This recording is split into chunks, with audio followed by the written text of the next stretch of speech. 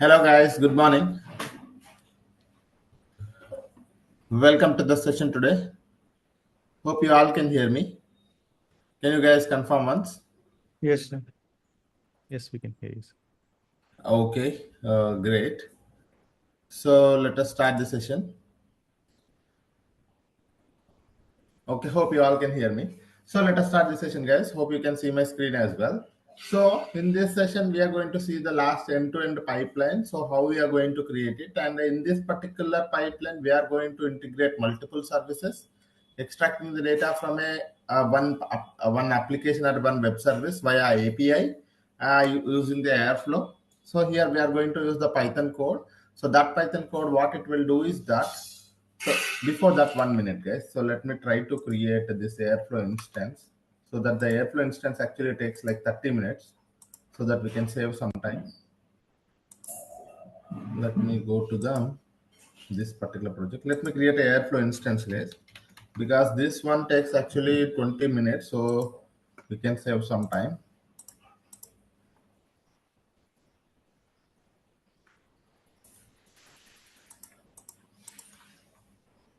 Let me click on create. Yeah. Okay, now look at here. So here we are going to create an end-to-end pipeline. So what it will do is that we have a QuickBuzz API. So this API, we are going to get the data with the help of the Python. So using Python, we are going to extract the data from this QuickBuzz API.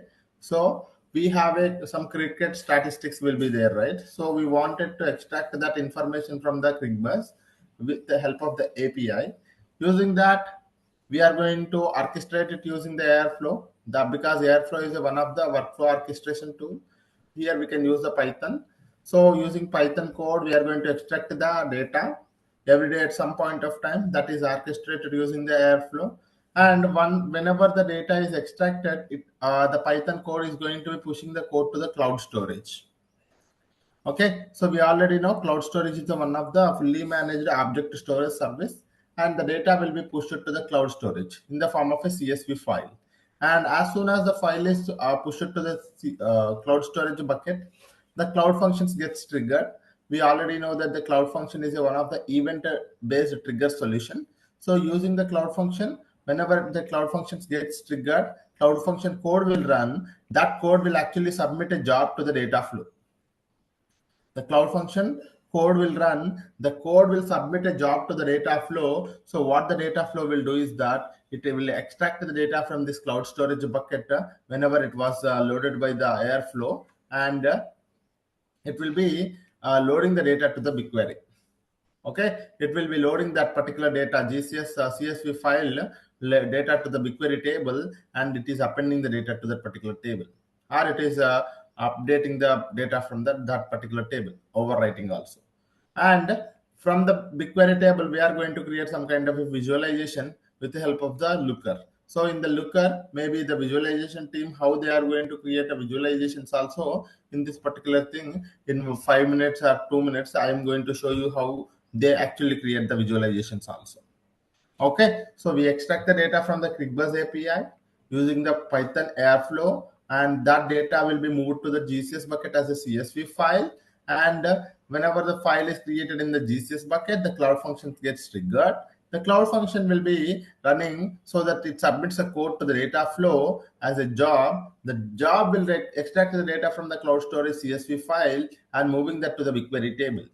On top of this BigQuery table, we are trying to create a Looker visualization in the Google Cloud platform itself.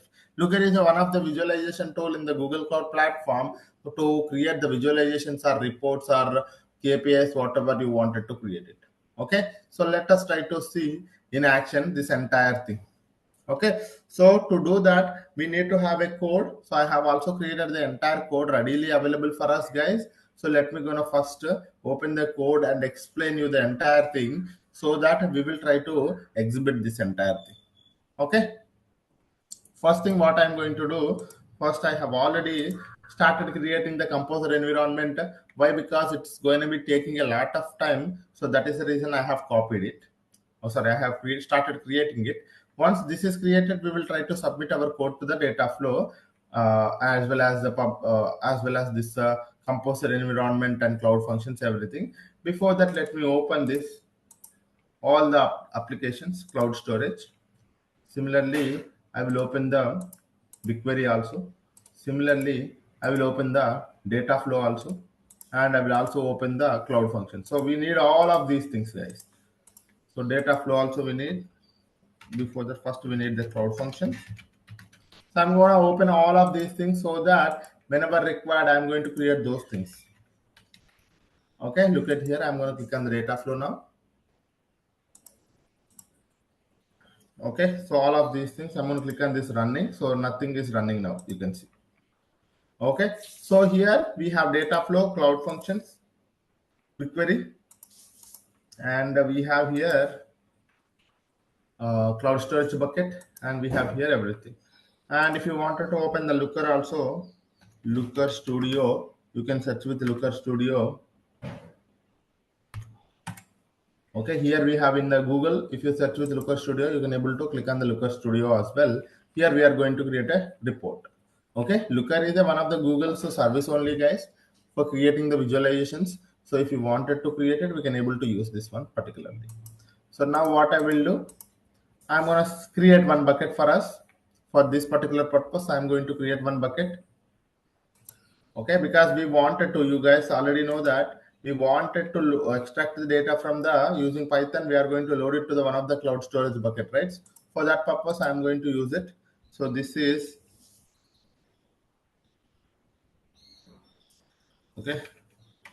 I would say end-to-end pipeline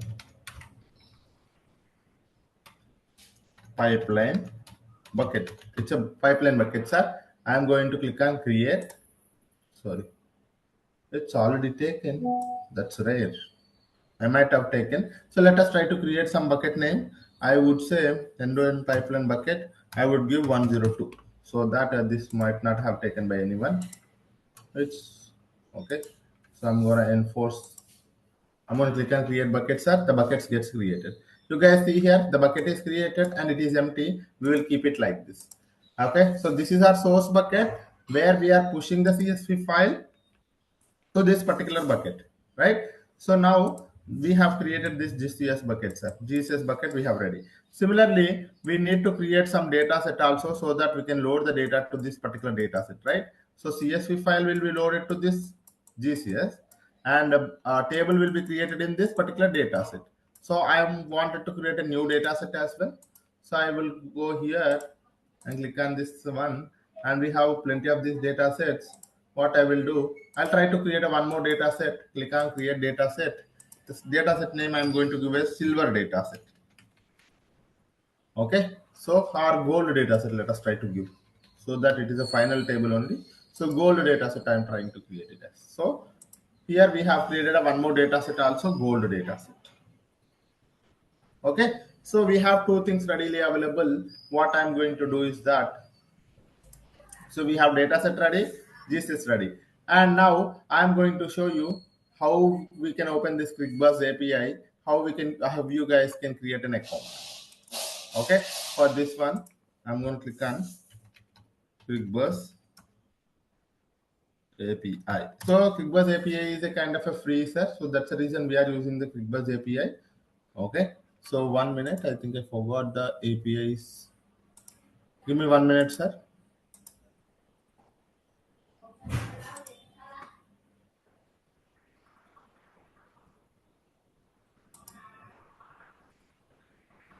Hello, sir. I have one question here.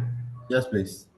Uh, Yesterday, that in our WhatsApp group, that message mentioned for the today's 2 hours batch. So this is the for from end-to-end project you are showing right now.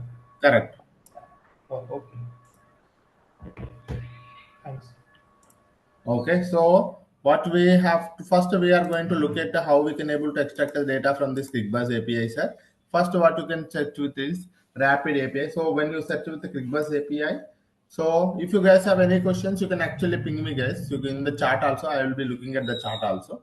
So or you can just tell me so that we will be going in the flow for creating an end-to-end pipeline. For doing that, we need to extract the data from this ClickBus API. So that is the reason I searched with the ClickBus API, and I'm going to click on this first link, that is a rapid API ClickBus Cricket documentation. Click on this one. So create some account for you. I might have created an account for me. It's a very simple. What you have to do is that just create an account and give your username and password. That's it. Or go with a Google account also. That is also fine. Okay. Just create your account. I might have already created my account. If you want, I can log out. So if you wanted to create it, you can just click on sign up, guys. You can just click on sign up if you wanted to create it. Okay. So you can just click on this sign up with Google. You can click on sign up with Google and you can select your existing Google account. Okay, so that is how it's already selecting my Google account. So I don't need to do any other things. Now you can see here we are inside the Google, we are inside the ClickBus Cricket Rapid API. So in this Rapid API, I am going to search with the ClickBus.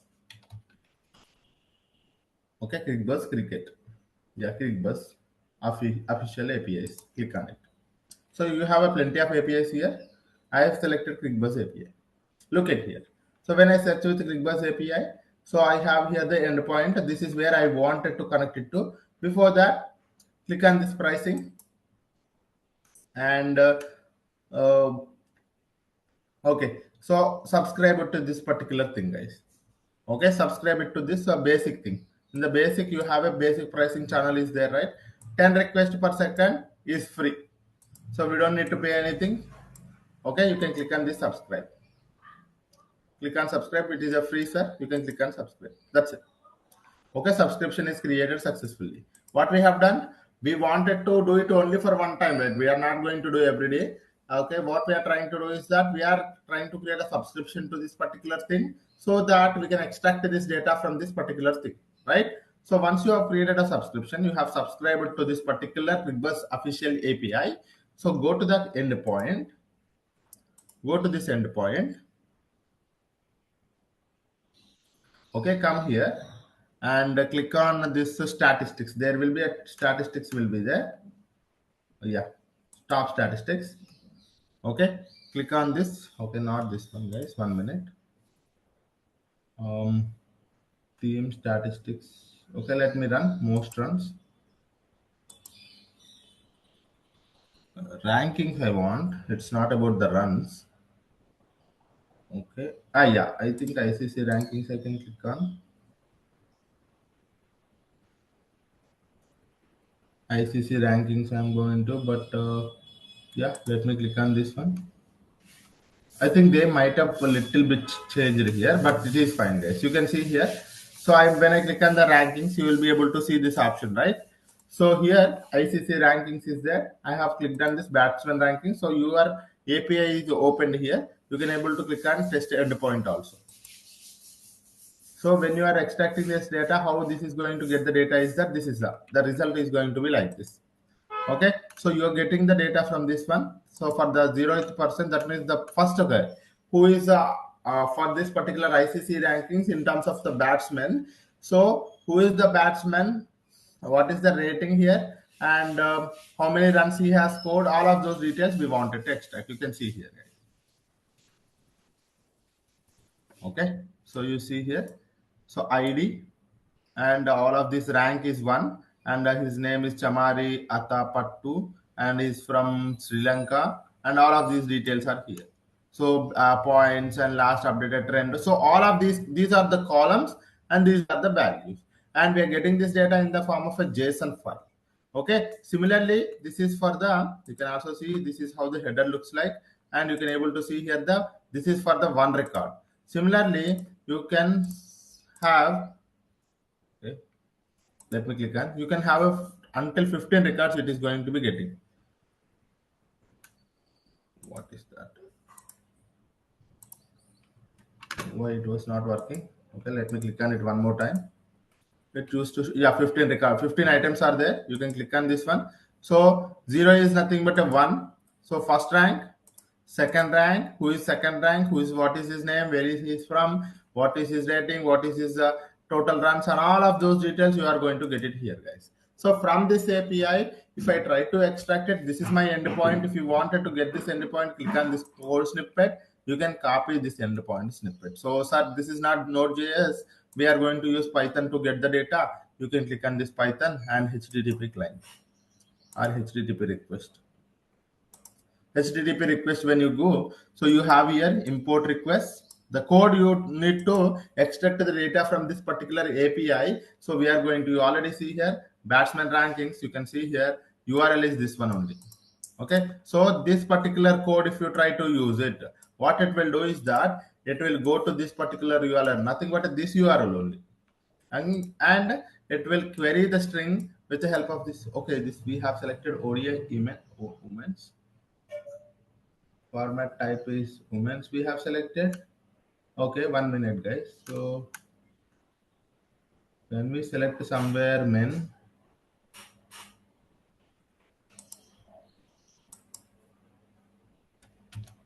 okay,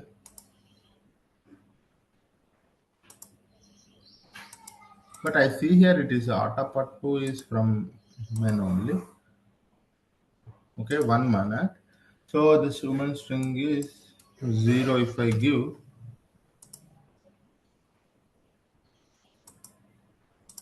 1 minute. So can we change anywhere guys? I see that it is a woman's only. Okay, did we open the women's? 1 minute. It should be, yeah, this is an optional parameter, but it was with women only. It was selected with women, so that's the reason we're getting the data of a woman. We don't want that. We wanted to go about. Okay, let me search with QuickBus. Okay, QuickBus. Let me search with QuickBus. So the QuickBus API will open here. So this is what we have selected, right? So this is what we have selected, and when I went to the ACC rankings, okay, top statistics, it's directly going to the women. Why?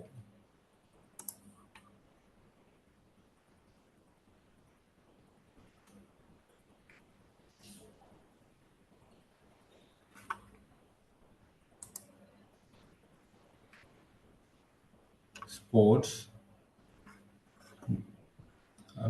No, Crickbus cricket. Let us search with Crickbus cricket. Both are same. Okay. Okay. Why is that not there? Rapid API.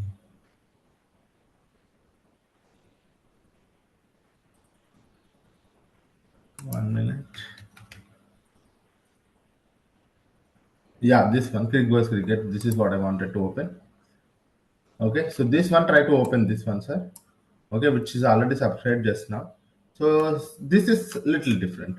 I'm not sure why we have came to that one. Both are available. Okay, Crickbus. Okay, this one, sir. Go with Crickbus cricket. Okay, search with Crickbus cricket, and this one will open. Again, subscribe to it. We already know how to subscribe to it.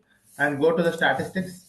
And here we have a ICC rankings are there. Both are similar, sir. If you wanted to get the data from anywhere, it is free only. We have already subscribed it. You can click on this Python again and request. So this is how the code is there. If you wanted to just run it for testing purpose, what is the end results, you will be able to see here. Okay, so for the first person, this is what it is. Ken Williamson, right? So he is the first guy in terms of ICC rankings, in terms of batting. So you'll be able to see his details. Similarly, if you wanted to see our second guy is like we already know he is Joe Root, and the third guy, I think, okay, Daryl Mitchell. So these are the persons that we have selected, guys. So this is how, if you wanted to get the details, so this is how you'll be able to test the endpoint and you'll be able to see all the records. And if you wanted to get the code, this is how the code, it is importing the request. This is a URL. This is a query string. So it is test, it is selected. If you wanted to test, select the some other also, you can able to test it. So I don't want the test, sir. I wanted to select other thing also, you can able to select it. And headers, we want all the these headers.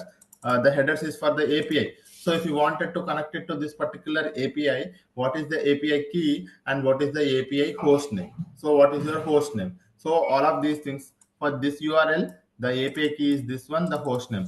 Without this one, it will not work out, guys. So you have to have it here. So you need to copy this entire thing and keep it in your Python code so that it will extract this data in the form of a JSON file, and from that JSON file you can able to convert that into a different columns, right? Because we already have here the columns ID, rank, these columns you can able to extract it, and you can transform it, and you can load it to the Google Cloud Storage as a CSV file. So that is what we are going to do. So for doing that, so let me open. I have the code repository. In here also you guys have the code repository, guys. I will show you. You guys already have this code repository. Okay, here you have the code repository. You can able to use this one. All the codes are available already. So let me open that code repository here. Okay, so let me show you the code, guys.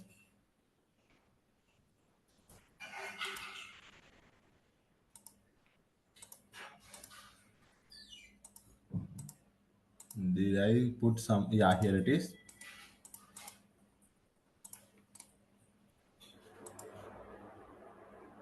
So let me 1 minute, guys. Let me open it here. So I'm opening it. So code dot, if I mention, everything will open in the Visual Studio. Yes.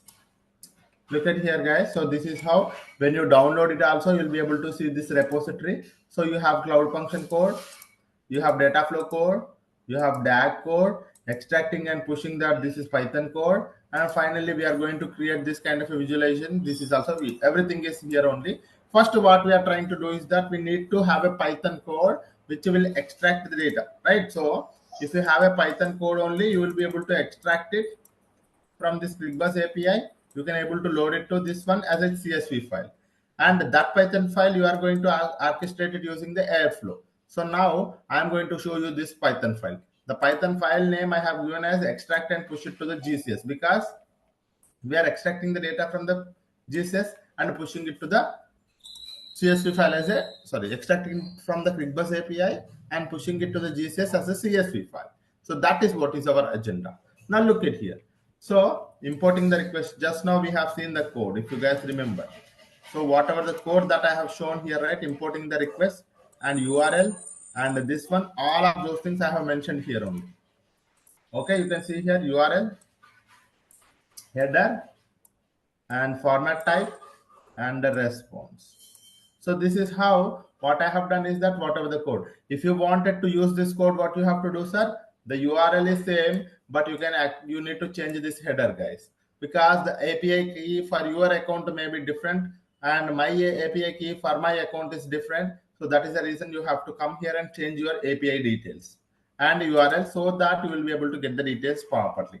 And what I'm trying to do, I'm trying to write a Python code to extract the data from this JSON file, because so data is in the form of a JSON, and the file name we wanted to finally load it to that particular bucket is batsman rankings.csv, output file name.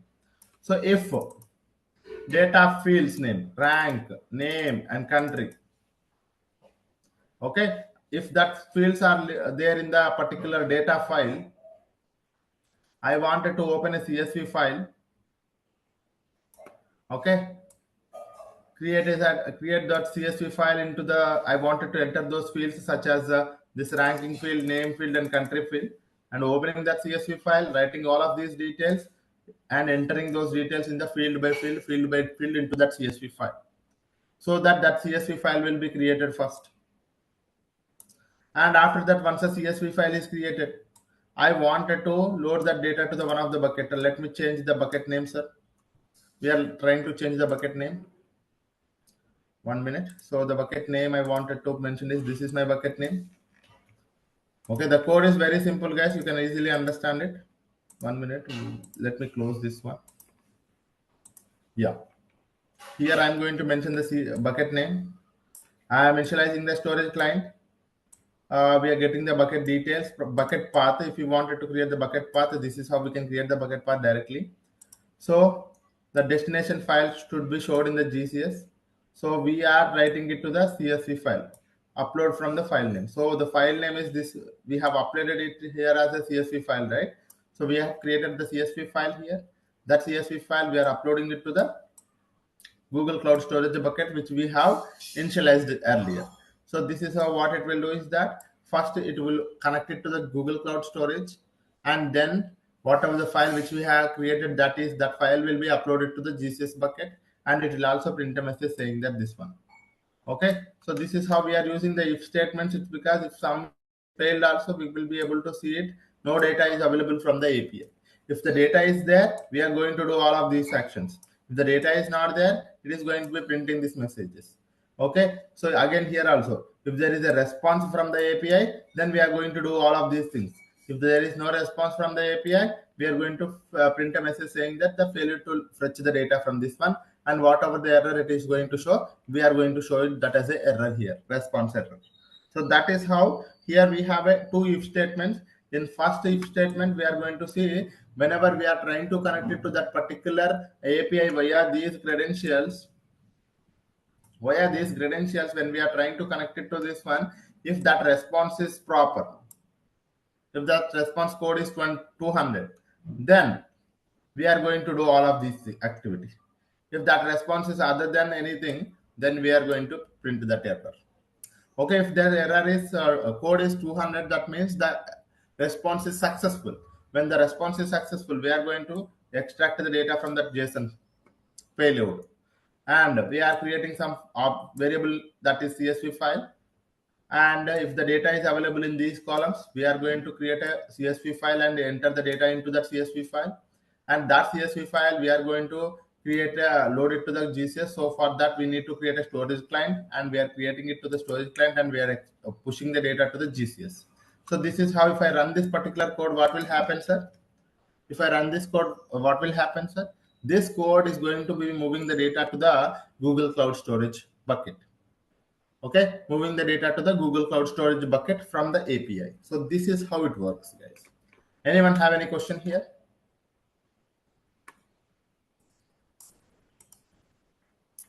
One question is, yes, please, guys.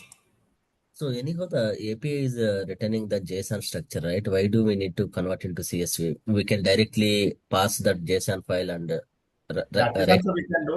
query So, but that is also we can do. But usually, most of the times, when it is a small amount of data, we wanted to see it, the data, and as per the requirement, if you wanted to send it to the JSON, or even though you wanted to compress it, when it is a huge data, we go for that cases.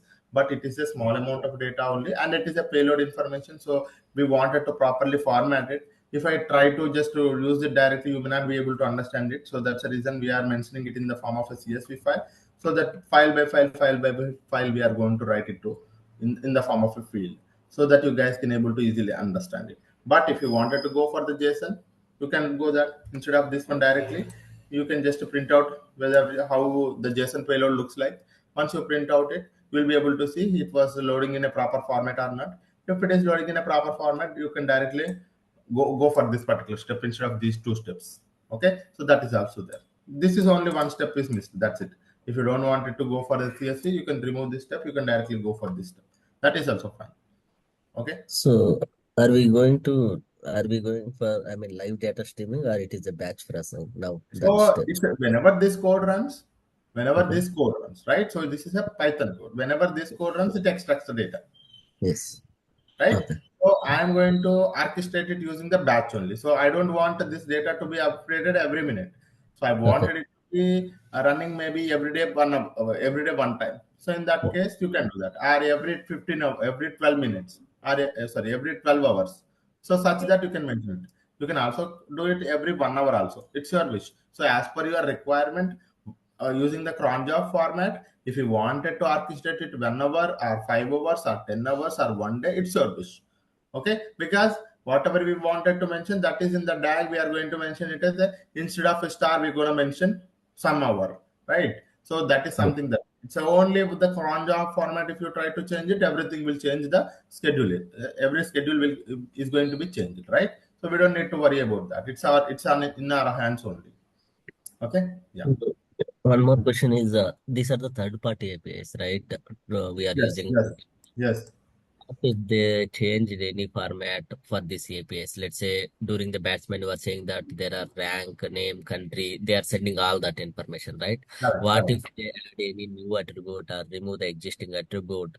In Do that case, are we know about that changes? usually what happens is that you are trying to purchase something because what we are doing is a free version. But when you are trying to purchase some kind of, actually, we are not going to connect it with them. First thing is that. So the thing is that we are not the ones who is using the QuickBuzz API, but in your company you will be having some application. Yes. Okay, in your company you will be having some application, your business is running some application, and that application you are going to use it, and all the details you are going to have it.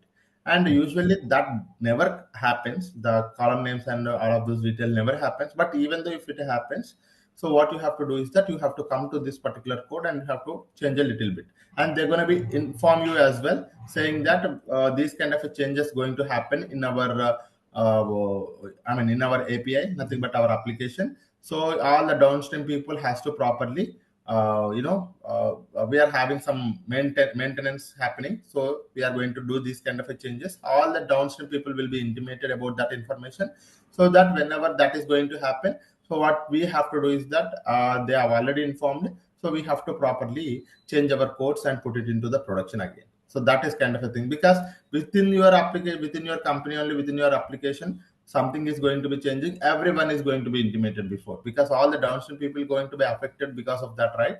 So that is the reason Yes. they are going to inform us. Yes. Yeah. Thank you. That is the reason sometimes when you are working in the company, you are going to get some email saying that, so this is kind of a thing, we are going to have a maintenance activity, or you are going to face here some kind of a downtime. These kind of a things are going to happen in the company because of some application they are going to update it, or some application they are going to properly upgrade it. So such kind of things going to happen. Okay. Yeah. Any other questions, anyone? Where we can find this all these codes? Can you I share? have told you, right? So I will share it to you with you guys. So in our this bootcamp details also, I will add data proc, data flow, and this particular end-to-end pipeline also, so that you guys can look into it. Okay. Please share that link Sure. in chat. Sure. Sure. Chart is not possible, but this is a repository, so I will share it in the that particular link, and you will be able to access it. Okay. Okay. Yeah, because these are multiple files, so multiple folders and files are there. Now this is how it is, guys. So for testing purpose, what I try to do is that I'll copy this code. So if I wanted to test it, because without testing this particular code or directly going for orchestration is not a good practice. So what I will do, I'll try to open the cloud shell and try to run it. Okay, so it's a Python code. I'm going to open it in the next window first.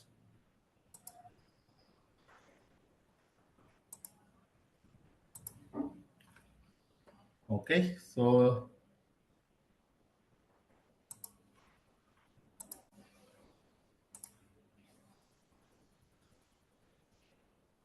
We can have Python editor also, right here?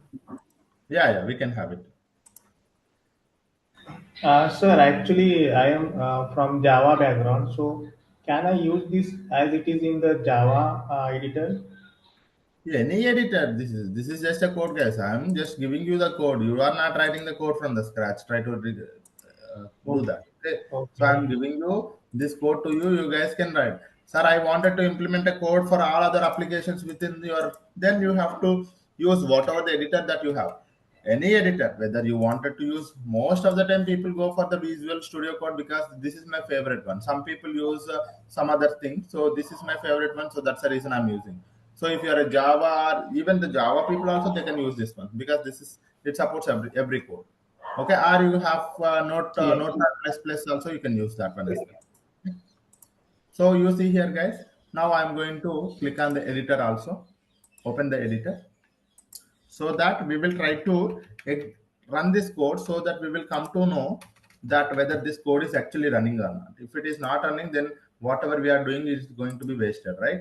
So that's the reason. First, let me add a file.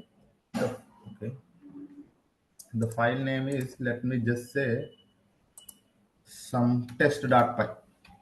Okay, test.py I'm adding. So I will add this entire code here. And so this is how the code is here, right, sir? So what I will do, Control S, and I'll open here. So let me click on ls. So we have that code is there in the data flow. So what I will do, you can create it anywhere, guys. I might have created in a data flow. So cd data flow. So that code test.py is there here. So I'm going to run. So it is a Python only. I wanted to run it with a Python 3 interpreter. So Python 3 test.py. I'm going to run it. So you see here, guys, data fetched and the data successfully read to this particular bucket. It's very fast because it's a very small amount of data. It's like hardly some 15 records only, right? So very small CSV file. So this is what it is. So why I have mentioned here these messages is that, so you see here data fetched successfully and written to the CSV file, and file this file is uploaded to this bucket. Now look at here, those numbers are both are done here successfully. That means if you go to this particular bucket and refresh it, you will be having that batsman.csv. Okay, so this is only for testing purpose I have done. So this code is perfectly running. Yes or no, guys? Are you able to understand that? Yes or no? Yes. Yes. So now I don't want this one because just to testing purpose only I have done it. So I'm going to click on delete.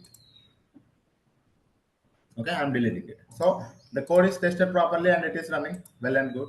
So now what I will do, I think we might have created a demo environment. So now we have a Python code. Now try to understand this point, guys. We have a Python code and we wanted to orchestrate this Python using the Airflow. So what we have to do, sir, in the Airflow? Guys, what we have to do in the Airflow? I have some Python code. I wanted to run it. So what in the Airflow we can do? Cron job. We can create tag. Perfect. Someone told that. We need to create the DAG. Yes. So we need to create the DAG and we need to find the operator to run this Python code. What could be the operator, sir? Can anyone guess it? What could be the operator to run the Python operator? Python operator is there. Perfect. So I'm going to do I'm going to create a one task in the DAG. The operator is Python operator. I'll just mention this path of this particular code so that it is going to be running. So before that, what I will try to do, I will try to go to any of the bucket. Okay, I'll try to go to any of the bucket because this code is running. So what I will do, I will try to create one more bucket also, sir. That bucket is source code bucket. So this is my source code bucket. I'm going to give is 1 or 2. I'm going to click on create. I'm trying to create one more bucket, sir. This is a source code bucket where my source code is going to be uploaded. I'm going to click on upload files. So maybe data engineer, whole notes, BigQuery, QuickBus API. So just now we have done extract and push. I think the extract and push is saved and we are uploading this file to here. So this particular file, we wanted to orchestrate it using the Python operator. So for that one also, I have the code ready, sir. dag.py is already ready. We already know how to create the DAG also. We import all the modules. We provide the default arguments. So you guys can look at it here with the DAG. The DAG name I have given as a cricket statistics. Default arguments. These default arguments I have defined here. Who is the owner? What is the start date? Start date, let me change it, guys. 2024, comma. The month we have to mention that is 4, comma, 27. Okay, so it depends on the past. No email triggers are if it is successful or if it is failed, we are going to get this one. So email and failure true. So someone might have asked earlier, right, sir, I wanted to get an email if it is successful, or if it is a failed also I wanted to get an email. So in such scenario you are going to get it. So if you wanted to get a email for some other people also, you can add their email IDs because it's a list kind of a data we are going to provide it, comma, and put one more string, comma, put one more string so that those people gets intimated. Okay, now this is an email and email trigger on failure true, email trigger on retry, I don't want it. If it is failed only, we are going to get it, guys. So retry 1, retry delay. This is 5 minutes I have given here. If you wanted to change it to 2 minutes also, that's totally fine. Okay, we are creating the DAG here.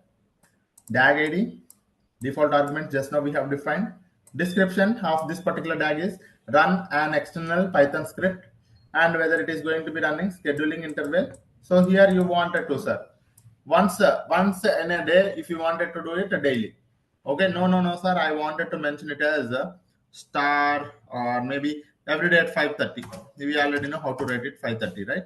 Star, star, star. So this is, sorry, 30 here and 5. 35. Yes, so every day at 5:30 in the morning it is going to be running, guys. So that is how it is. Catch up. So all of these details we have mentioned. So are you guys following it or not? So now we are going to run a script. So here I am running the Python. You can use Python operator or Bash operator. Anything is fine, sir. Okay. So now here you look at it, task ID, the running a script. You can mention some other also, run a Python script also you can mention. Bash, Python code, the code where it is available, we have to mention, sir. So what I will do, this code, let me try to put it in the scripts. So this particular environment is there, right? So what I will try to do, I will go to this DAG folder. I will open the DAG folder, because what happens is that whatever the scripts that you are going to run, so go to this data, or you can create a one more folder also here. Okay, so this is your, or you can put it in the data folder, sir. This is your data folder. This is DAG folder. In the DAG folder, your DAG has to be there. In your data folder, you can have your this particular file which we have selected, right? Extracted at push. So this file I'm going to put it here. Okay, so that it can be easily accessible within the Airflow managed bucket itself. So that's the reason I have put it here. Earlier we have created this bucket, that is not required actually, but you can put it here. Okay, copy this path. Copy this particular path. So I'm copying this particular path, guys, and go here and to try to mention the path here. Or you don't need to mention the path like this, because Airflow, GCS, DAX scripts. So it is not scripts here. 1 minute. Let me just show it here. So it's already there in the data. Okay. So inside your bucket, home, Airflow, GCS, DAX. Okay, DAX inside there. Okay, let me do one thing, guys. Because DAX folder is there. So inside the DAX folder, what I'm trying to do. So let me not create file here. So let me go to the DAX folder. Let me click on create folder, and the folder name is scripts. I'm going to create it. Click on it here, and inside the scripts folder, try to upload that particular file. Okay, try to upload that particular file. Try to look at it. What is happening is that, sir, inside the DAX, we have a scripts folder. Inside the scripts folder, you have the file. So now you can see here the path also. So DAX, inside the DAX, you have a scripts. Inside the scripts, inside the DAX, you have a scripts, and the file name is there here. So that is how you have mentioned the path. If you don't want to mention this path, remove it, and you can also mention your cloud storage path as well. Anything is fine. So you have uploaded here. You can also copy this path and put it also. That is also totally fine. Whether, as long as it is accessible, that is totally fine. Anything is fine. So, but now internally it is managed by the Google, a composer environment. So that is the reason this is the composer bucket. So I have mentioned here, created a folder here and copied it. Now we have successful. We have only one task. There is no dependency required. Now, no, sir. I have multiple tasks are there. What you have to do, you have to add the task by task, and you have to mention the dependency. Okay. Now look at here. Anyone have any question on this particular DAG? Do we have any questions, sir? Okay. So look at here. Importing all the modules, default arguments, defining the DAG, defining the tasks, define the dependency. Okay. If you wanted to give statistics DAG, I will give a name called statistics DAG, and the run script Python. Okay, so Python I have given. Yes, guys. Any questions? Sir, can you show using Python operator also? Yeah, if you wanted to use Python operator, you don't need to mention this one. Okay, sir, how to use a Python operator, the Python operator. So always, if you do not know anything, you can go to the Python operator in Airflow. So how to use it? You can always come here, click on this Python operator. You just have to mention that path only, right? So let me show you the Python operator. This is task. Okay, look at here. This is for the SQL query. Python virtual machine. Okay, I think instead of SQL query, we can mention our path. Okay, 1 minute. branch operator.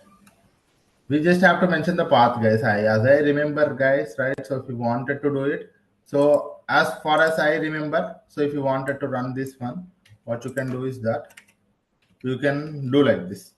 So as far as I remember, so if you wanted to mention Python operator, so this is how you have to mention the Python operator, and you have to import this operator also. Okay, comma. You can in Python operator, you can import that operator also.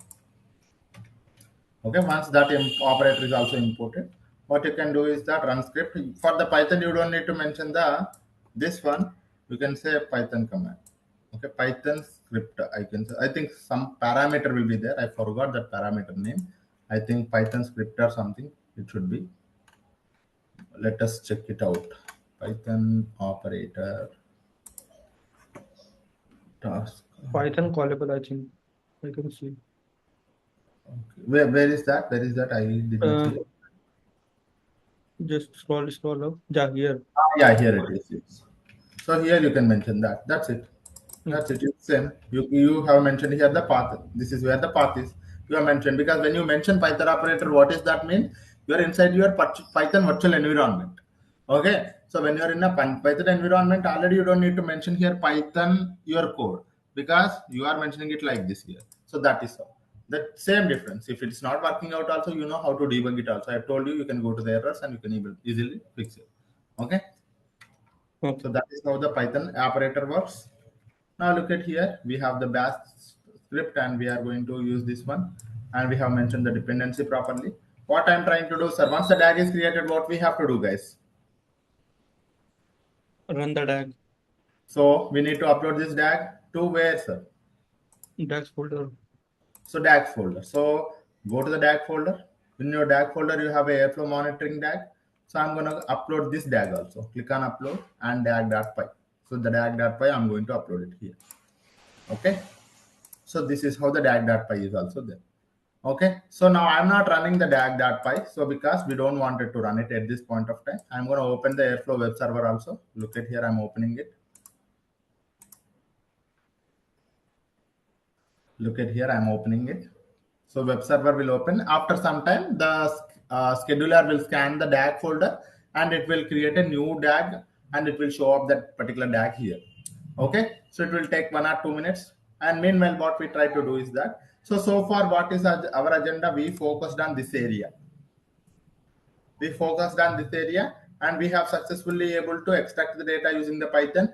We are able to orchestrate it also. We are able to move the data to the one of the GCS bucket also. That is totally fine. Everything is working. Yes or no, guys? Right? So Yes. what is our next step, sir? Now I step to create cloud function. So this cloud function, I wanted to create it for this particular bucket. Whenever the file is uploaded to this bucket, the cloud functions gets triggered and I wanted to write a code to submit a job to the data flow. Okay, so that is what is our agenda. Now look at here, I will go to the cloud functions, click on create function. Okay, give some function name. 1 minute, guys.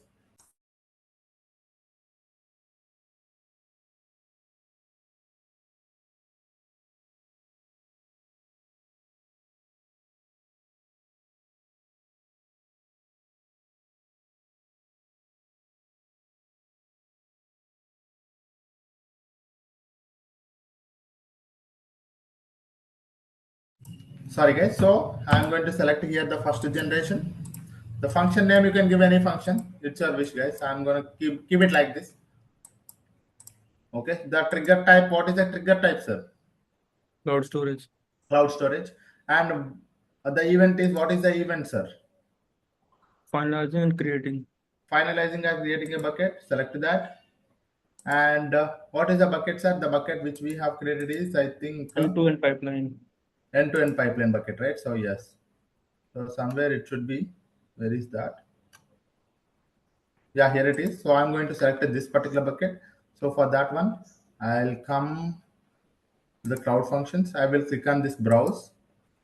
And you see here on the right side, you have a plenty of buckets. You select the end-to-end bucket only because, so that is the bucket where it is going to be uploading the file by the Python code. So that is the reason I have selected that. So this is our GCS bucket where the CSV file is going to be gets created here. So that's the reason. So trigger and cloud storage and event type and bucket. Click on save. Okay, so now if you wanted to add some runtime, I'm going to make it as 120 seconds so that it will be a good time for two minutes. I'm going to click on next thing. So this is where we have to add a code, and this code also I have written in the Python only. You can come here, Python 3.7 I have selected. Remove this code. I'm going to explain this code first. So here we have the cloud function code, that is function.py. Very simple code. It's nothing new here. I have just copied this entire thing because I am using the already available template. I'm not writing a new code, sir. Cloud function code I'm not writing. So what I'm doing is that in the data flow template, I have told you, right? That template I am mentioning the parameters. That's it. I'm not doing anything here because there is a CSV file. There is a BigQuery. I wanted to move the data to the GCS to the BigQuery. For that one, I am not using the cloud functions because cloud function is not for the data processing activity. So that's the reason I'm using the data flow. So using the cloud function, I am creating that data flow job, and that data flow job is going to be running moving the data from the GCS to the BigQuery. That is what we are trying to do here. So for that one, from the cloud API client, I'm importing this thing. So this is my triggering the data flow job is my function, sir. Okay, so service is this one, and project, we need to change the project ID here. So the project ID is this one. I'm going to mention the project ID here. Okay, fine. So we have selected the service and project, and the template path is same, sir. This is going to move the data from the GCS to the BigQuery. As I told you already, if you remember, as per the UI, we have done it. So we can also do it via code. Something is done via UI, something can also be done via code. So this is the reason. So we are using the already available template. So that is template path is this one. So this is from the Google Cloud Storage data flow templates, US Central one latest. From this one, we are going to pick up this particular thing. And template body. So whenever you are submitting a job to the data flow, just mention your job name, parameters. Where is your bucket udf.js user defined function? Wait a minute.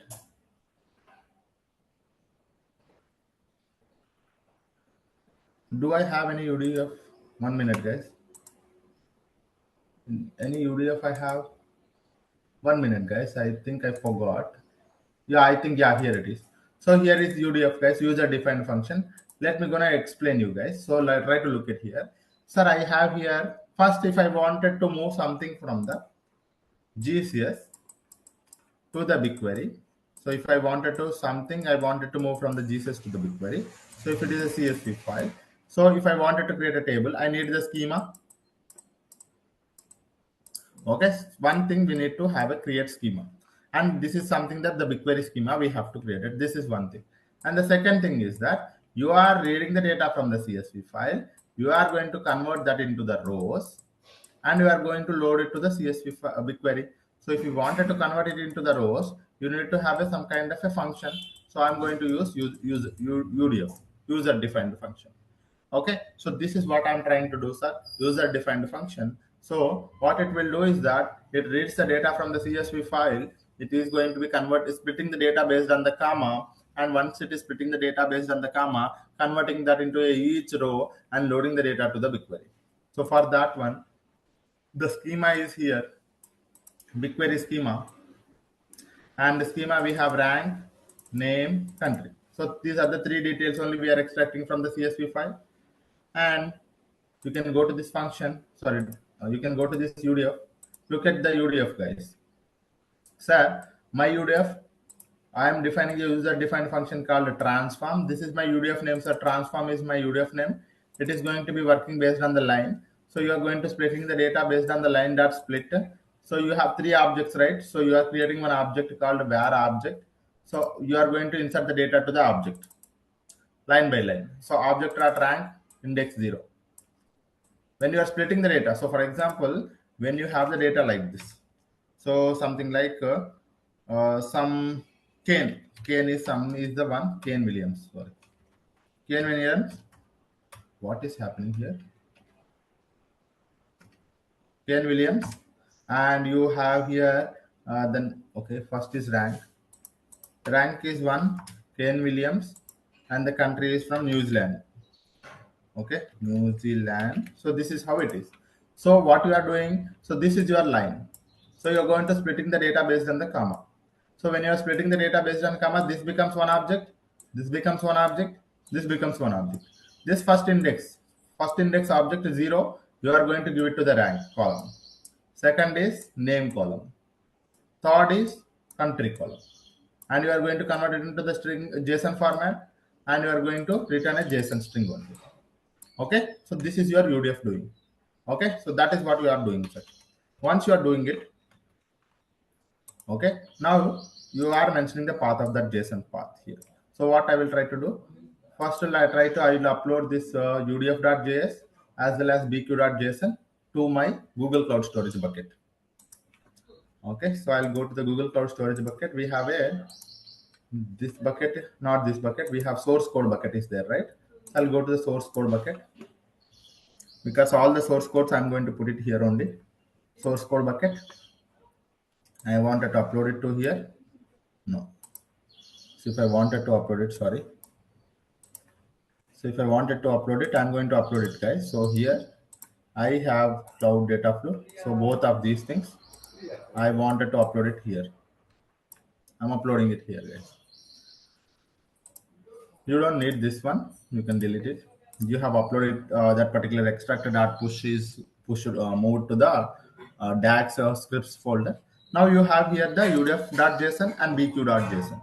Copy the udf.json path. So you copied the path. You go here, go to the function and try to remove it here.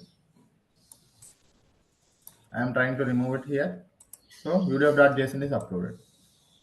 Similarly, JSON path.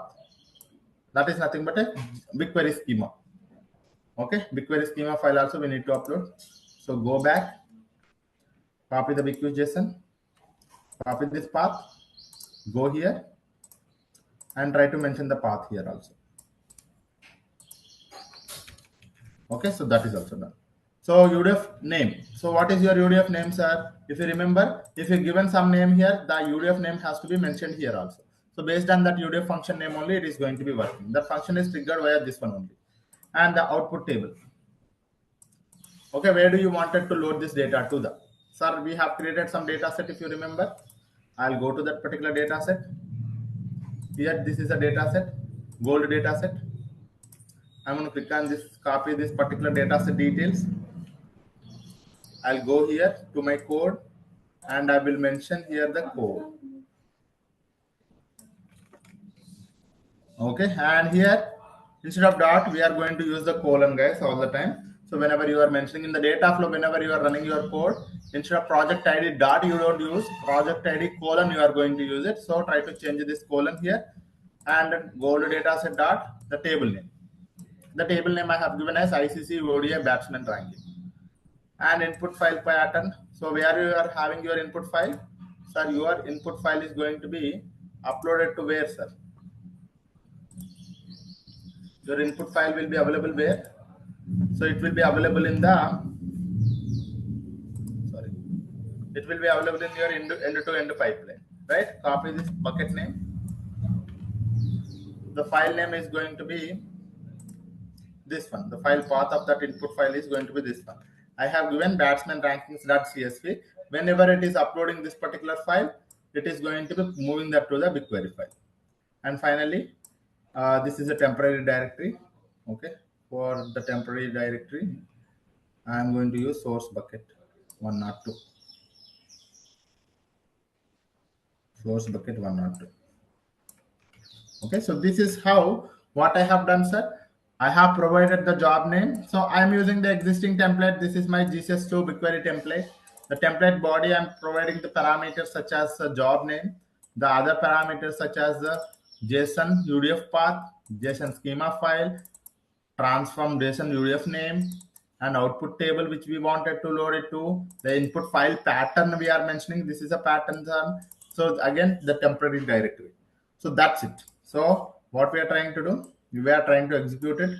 So you can see here, for this template to run, we have provided the project ID, template path, and template body, and we are trying to response is equal to request.execute, so that this will be executed. So this is how we are going to create a function. What this function will do, sir, whenever it is running? Can anyone guess it? What it is going to be doing? It will trigger the data cloud flow. Yes, what it will do is that it creates a job in the data flow.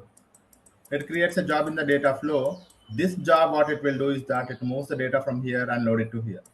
We mentioned the GCS path, we mentioned the data set, we mentioned the UDF, we mentioned the BigQuery schema also. Everything is mentioned here. So this is what it is going to be doing. So now what I will do, I'll copy this particular path, particular code, function code, and I'll go to the Google Cloud platform. In the create function, we have came to here, right? So in the main.py, I'm going to mention this code. I have copied and pasted this code. What is the entry point for this particular function, sir? Trigger DF job. So this is my entry function, entry point. So I'm going to mention that entry point here. So this message will go. And the requirements, we are using the Google Cloud Storage. We are using the BigQuery also. For that one, I have also mentioned the requirement.txt. So Python API client. So that all will be having. So this is like Python SDK. It will be having all the points which it is required for this one. Google API Python client. Okay, it will be having the GCS, Dataprog, Dataflow, everything. All the client libraries will be automatically imported. So that's the reason it's a Python client. So you have mentioned the code, you have mentioned the requirement, and just click on deploy. Just click on deploy.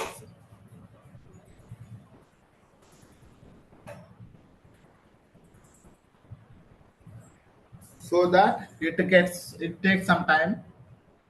Okay, so far we do not have any jobs. Okay, so you guys can see here, once the function is deployed, we will try to run the DAG. So let me go and refresh the DAGs. Okay, there is some error in the DAG. Let us see it, guys. There's some error in the DAG.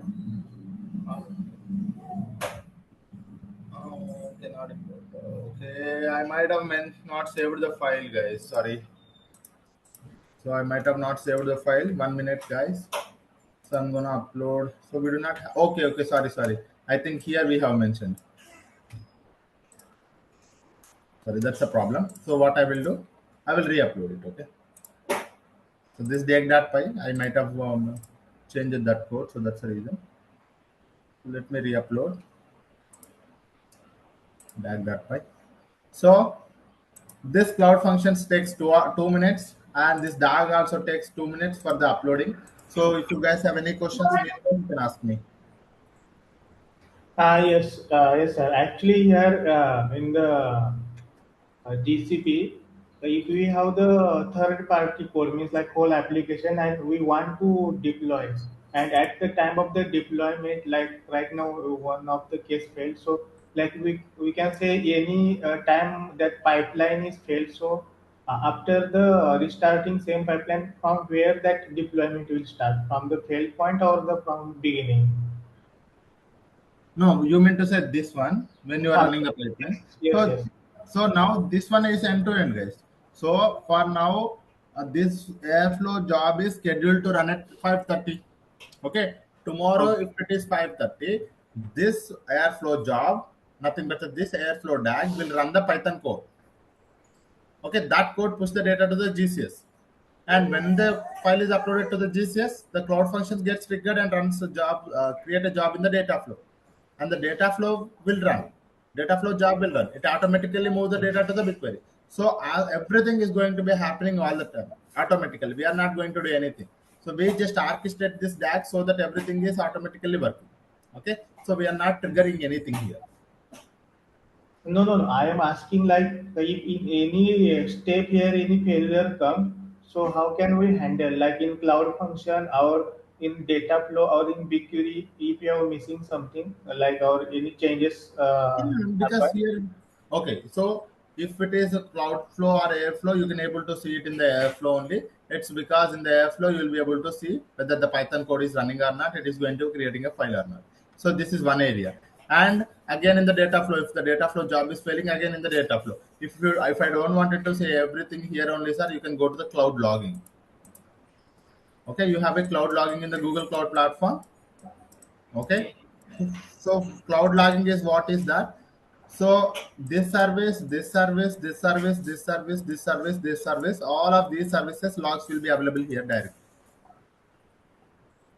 Okay, if you think Can that you show in the UI that cloud means like where we can get the all messages and errors?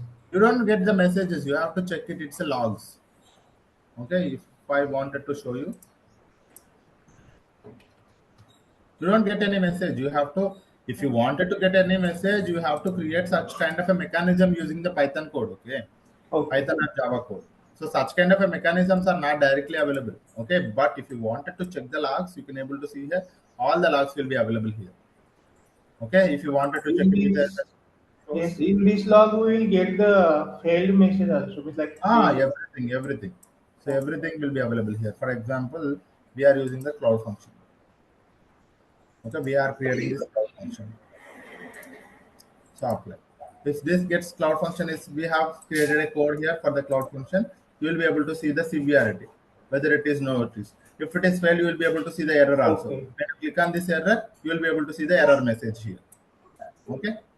So now I do not have, so far it did not fail. So that's the reason I am not seeing the error. But if it is failed, you will be able to see it also. Okay. Got Okay. it. Or else let me show you the data flow. Okay. I think for the data flow, it's not working. I'm not sure why. Job. So this many jobs are there. So I'm going to click on this job. Click on this one. No data is available for this one because maybe it is in different thing. I'm not sure. So I just wanted to show you the error message. This is available.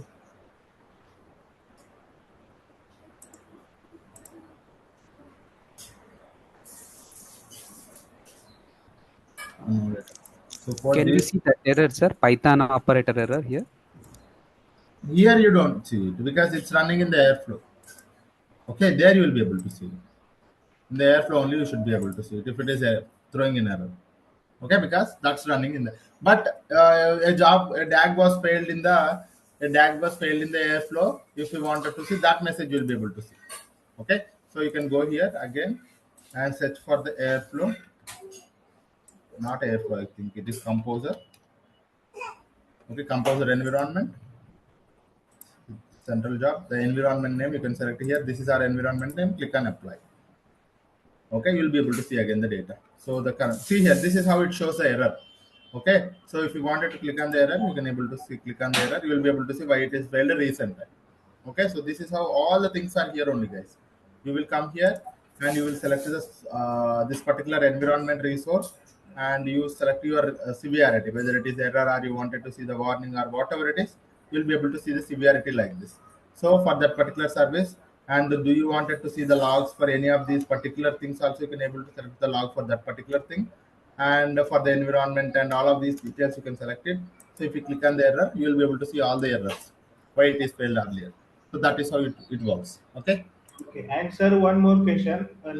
We have here configured the third-party API, Correct. get and post request. So Correct. in GCP, where we can see that API performance, like at what microsecond or how much time No. it's. So that is what is again comes under the monitoring activity. So if you wanted to see that, you need to go to the monitoring. You need to create a dashboard for that. Okay. So this is all you are comes up with a typical requirements of a actual projects, right? So for all of these things, what the DevOps engineer will do whenever he is working on this type of an activity, he go to the monitoring dashboard. He go to the cloud monitoring and he creates a dashboard for that. Okay, for the health of that particular API and all of those things, you can go to the monitoring and you have to create it a separate dashboard there he is going to be creating. Okay, so he will click on this create dashboard and he will create a dashboard for that particular activity. Okay, so to check the health of it, whether it is running or not, is there any downtime, and if it's downtime also he can able to create an alert also, that is also available here. You can also create an alert also here, so that is Means also. that we need to provide the API details here. Of course, all the API details and everything you have to provide it here. Yes. Oh, okay, got it. So such kind of a mechanism. So all of these things, whatever your requirement is there, everything is available. The only thing is that we need to come up with a proper process and mechanism so to create that so that it is going to be working end to end. Okay. Now let me go here. So you guys can see it, cricket statistics DAG is there. And let me gonna go here. The cloud function is also triggered. And you can see here the logs. This is cloud function logs. These logs are also available here only in the logs. But here also you can able to see it. So these are the cloud function logs. Now what I will do, sir, if I wanted to test it, what we can do, sir? Sir, I wanted to test my entire pipeline. What I can do, sir? Run the airflow tag. So run the DAG manually. So, Correct. but it is going to be running it tomorrow at 5:30. But I am not. I don't want it to wait, sir, because this is only demo purpose. We are having it. But in the company, they will wait until 5:30 so that this is going to be run. So you have your code readily available here. You can check the code also. And what I will do, I click on this play button so that it will trigger the DAG. Click on this one so that this particular script, we have only one task. It is going to be running now. Any moment. See here, started running. It's a very small job. It shouldn't take much time. Hardly like 5-10 seconds only. It shouldn't take much time.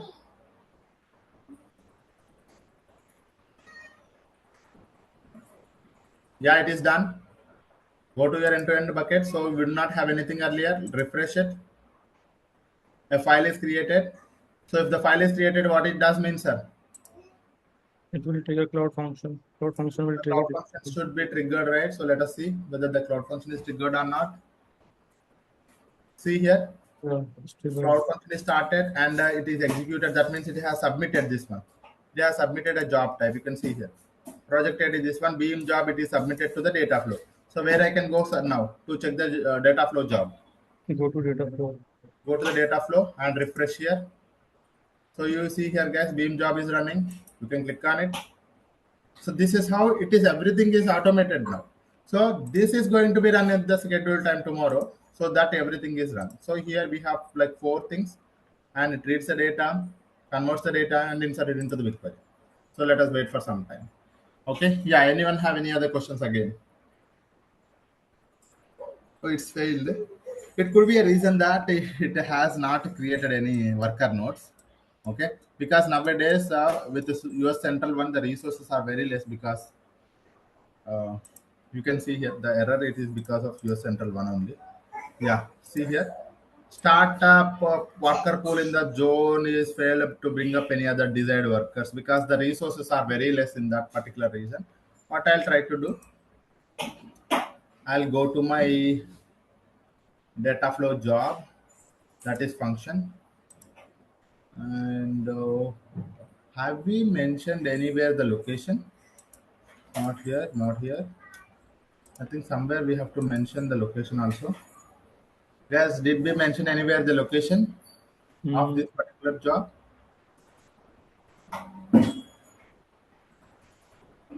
Or is it taking the function's location? From composer itself only it will take, right, location.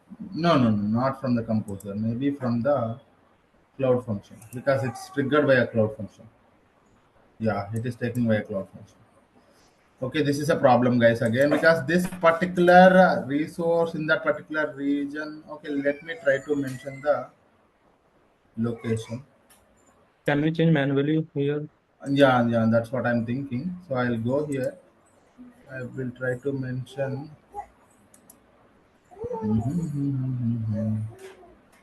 Try to mention this parameter somewhere we have to insert it.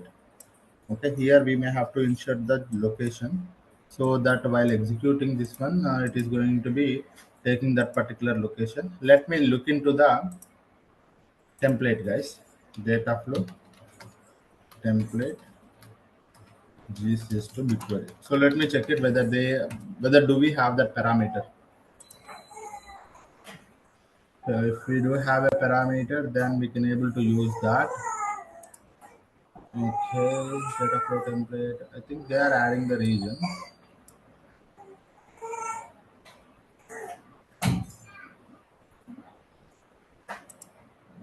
flow templates. We have that option, I believe. So we just have to check it out using the Python. How to where are those open source? Not this one. 1 minute, guys. Let me check it. Learning the classic templates. Okay, create a template. This is the code. This is console using REST API. Environment, job name, parameters, input file, location. Okay. Okay, this is what they are doing it, location. So is it by default the REST API? Can we select the language here? It's not selecting the language. Oh, let me try to add this position, guys. Okay, let me try to add this one. Seems like this parameter we can use it to mention the location. Okay, so or else let me look into it further down. Again, the locations. In the locations, any other client is there here? Paste location Can parameters. we pass region colon? Sorry. Can We we can pass pass it. We can pass it. region? Just looking at like, is there any other reference that we have here? We can do that. We can do that. So they are doing it like this only. GCS location. Where is this GCS location? Oh, this is a bucket location. Sorry. Okay, wait a minute. I think I might have done one thing wrong here. I remember that. Okay, here this is the location, right? Data flow templates US Central 1. This is a location, right? Okay, we are using the template from that particular location. So that's the reason it is running in that particular location. I think we hard coded that variable. Correct. So template path, I am going to change it as US East 1. Let me try it whether the US East 1 will run it or not. So let us try to do it, guys. So this cloud function, okay, I may have to change the code for the cloud function. Copy this code. Okay, let me check it. This template path, the template is available or not first.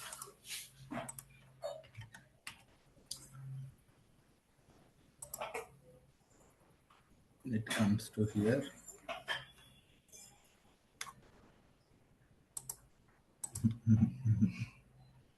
Okay, let me try to check it out. Okay, so let me go to the cloud function and I'll click on this cloud function one. I'll try to edit the cloud function. We can edit the cloud function code also. And here I'm going to control alt, control V. Okay, sorry. I'm going to come here, US East 1. But for you guys, I'm telling you it will work.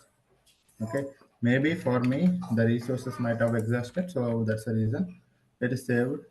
Okay, so it is US East 1. I have changed it. I hope the US East 1 is available. Okay, before that, let me try to ensure it. Create a job. US East 1 is available. Yeah, US East 1 is available. Okay, so I'm going to click on deploy again. Requirements is there. Click on deploy again. So let us try to check it out, guys. Okay, so that is what we will try to do.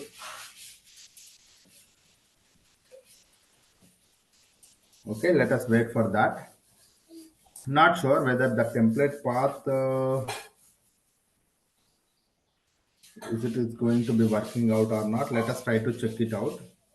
Okay, I think we can also able to provide the location separately. Monitoring and troubleshooting. Up to data flow, writer, Kafka to the BigQuery, notebook. Okay, deploying the pipeline, configuring the pipeline, set pipeline options for Python. They are mentioning some kind of a location, input, output, runner. I mean, there are many ways submitting the job. Okay, so you can also use some other ways also. Meanwhile, flexible classic template, yes. Jobs, data flow, jobs run. Airplane options. They are actually mentioning the location somewhere here. They're not doing anything anyway. Okay, let me come here. Seems like it is running now. What I'll do, I'll try to trigger it one more time, guys. I'll try to trigger it one more time and see. Let us try to see whether this is going to be running again. Oh, cloud functions, I'll go to the logs. I'll refresh it. It should be having an update function also, some statement for the update function. We have just updated the function, right? So you see here, these are the 2 lines for the update function, okay? So now after that, we have triggered this one. So it is ran successfully. And again, you come here and refresh it. When you refresh it, you should be able to see a one more log submitting a job. Function executed and it is running perfectly. And here we should be able to see the location.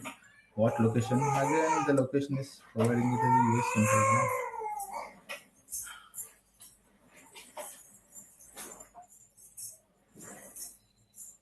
This is what the location. So let us try to provide the text payload. Project ID, name, type, current status, create time, location. Let us try to change the location. Again, it is going to be failing, guys. We already know. So for that particular region, the resources are 0. For me, it is 0, guys. For you, it may be available because what happens to the Google Cloud platform is that, so you see here, it is not starting the worker pool at all. So worker status, it is not starting at all. It is directly stopping it.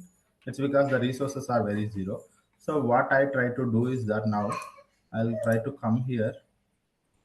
I try to add a one more parameter, template body. So I'm trying to add a one more parameter, or let me add the location here. Okay, let me add a location here. So maybe, hopefully it should work. The location should be this one. I wanted to add it. This particular parameter I wanted to add it. Okay, so I'm adding this one, sir. So this is a purely a problem because of the location only. That's we are assuming it, and I'm going to add US East to 1 here. So template body. While this template is running, I think we can also provide it here as well. GCS path, the template path, and the template body. Okay, okay, okay. So let us try to check it out. Even this is the first time that I'm doing changing the location. Let me try to do it one more time. So please bear with me, sir, for some time so that we will try to create this one. Okay. Hope you are getting my point, right? We are just trying to change the location. Okay. Yeah. Click on deploy. So what it will do, you might have created one more file also. It might have overwritten the file. Okay. It might have overwritten the file every time it is running. Okay. So let's wait for some time here. So let me close this one. We don't need it. The cloud function. Let us wait for some time. And if this time it is not working, then the final time I'm going to check it, add it here. That's the only option, because whether adding it here, this is a template body. The template body is different, and project ID comma location is something different. I think I should have added it here. Okay, but let us try to check it out. Okay, so this is how it is.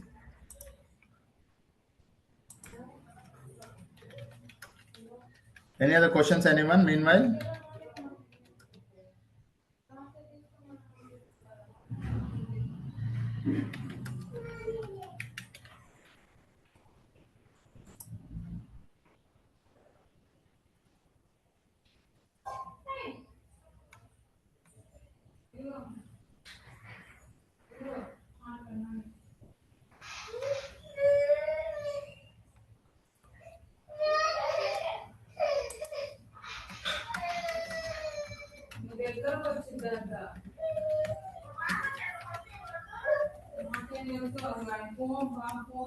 let me go there. I think it might have refreshed. This is fine. I'm gonna go to the logs here. So it might have updated one more time. Update function is done. So I'm gonna click on trigger one more time, guys. So this is what happens every day. Okay, this is what happens every day. Today, yesterday, tomorrow. So this is how the cloud functions keep starting working on it. Okay, so I think something is wrong. Yeah, it is successful. Now let me go here and refresh it. think it will be coming up here, but I can directly go to the jobs. I think, oh, okay, it's not. Seems like some error. That location, it is not taking that parameter. So some kind of issues are there, guys. Okay, so this is how the location is not a invalid parameter. So such kind of a errors we are going to get it if that particular parameter is not expecting that environment, then this is where the problem is. So such kind of a problem we are going to get it. Okay, so what we can do is that instead of having it there, okay, so what I will try to do,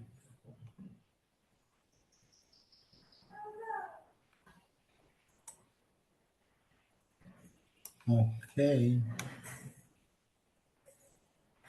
1 minute, invalid JSON payload, unknown location at the launch parameters, cannot find fields details, bad request, field launch parameter, description, invalid JSON payload received, unknown name, location, or is it location or locations, guys? Is it location or locations? Have you seen that? Data flow template.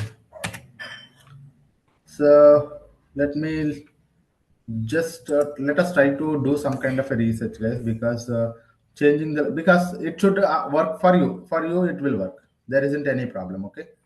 For me, it is not working. It's because let us see. GCS to BigQuery, cloud storage and text files to the BigQuery like this.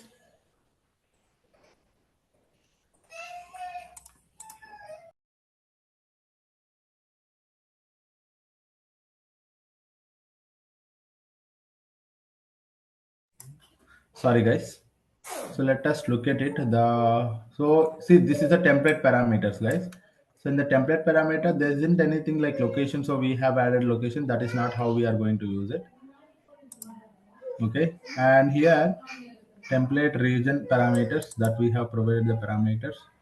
Template name, template location. No, we have mentioned that, right? We have mentioned the location properly, but why it is not taking, I'm not sure. Okay. JSON path and everything is there here properly. Job name, version. I have mentioned the location region here only. Data flow templates region name and version. So that is what we have mentioned here. Data flow templates region and latest. So this region it's supposed to take, but it's not taking that region. So let me remove this location. This one earlier we do not have it, and this one if I give, it should be taking it. Terminal, you can run this template.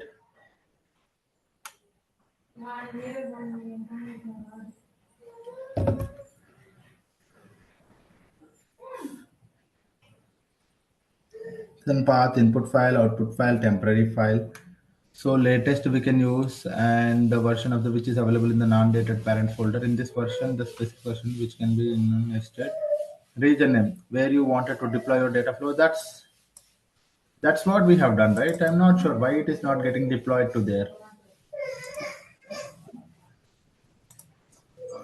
This is something that we have added the region perfectly, but let me click on source. Here we have added US only, but it is not submitting it to the US. So that is the problem.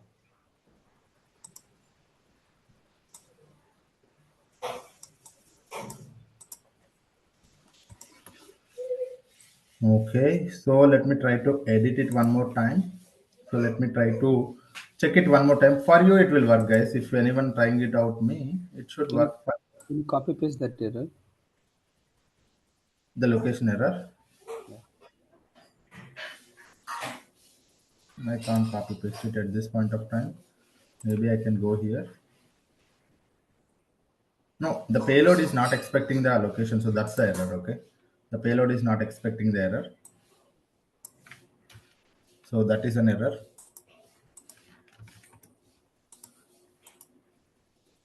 Now, what I will try to do is that let me try to edit it. click on this next and remove the location here in the template body. And I have added it here. It's supposed to change it. If US Central one is not working out, what we'll do is that Europe West 2, let us try to do it. Europe West 1 or Europe West 2. Let me go with Europe West 2, guys. Let me go with Europe West 2. And it should be, the region should be this one only, guys. So that is what is as per the documentation says. So the documentation says is that region name, the region where you wanted to deploy your data flow job. For example, this is a one. Okay. So now from there only I extracted my code. Okay. So I am trying to update it here. I have updated it here. And while we are providing the request, we cannot provide that, I believe. Okay, let me deploy it one more time. Let me test it final time, guys. I'm not sure why it is not throwing an error.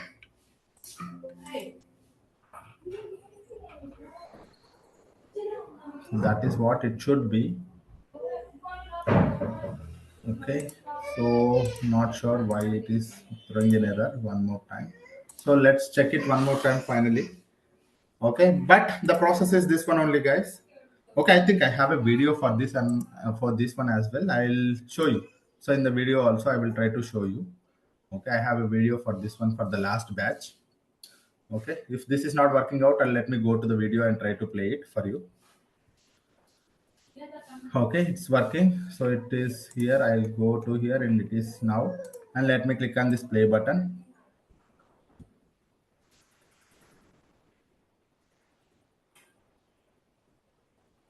Okay, so I think it might have refreshed already. It might have done it already. So it's done. So you can go to the cloud functions and you can refresh it. Just wanted to see the information.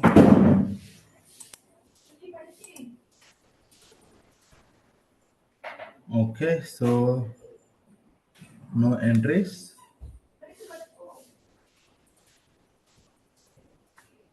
Why? Okay, sorry. Let me go here anyway. Refresh, the beam job is submitted. Let me see the beam job, whether what is the location.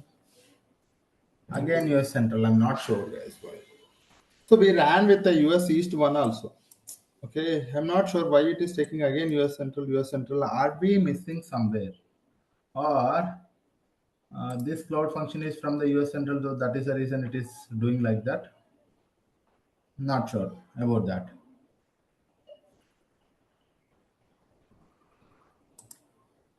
The function is US Central 1 and final time, let me try to create a one more function. Okay, let me try to create a one more function, and this time function 2 I will say, and this time I will take US Europe West 2, right? So which we have selected Europe West 2. Yeah, Europe West 2 I have selected, right?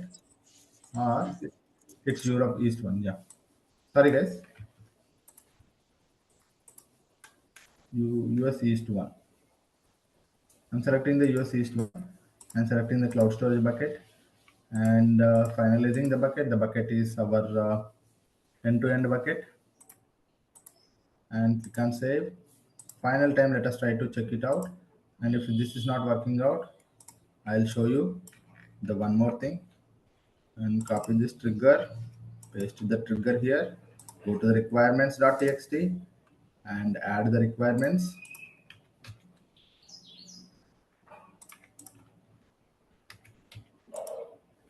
And deploy. Okay, final time, let's wait. So let me also delete that function, otherwise both functions gets triggered. Okay, so let me delete this function 1. Let me delete it.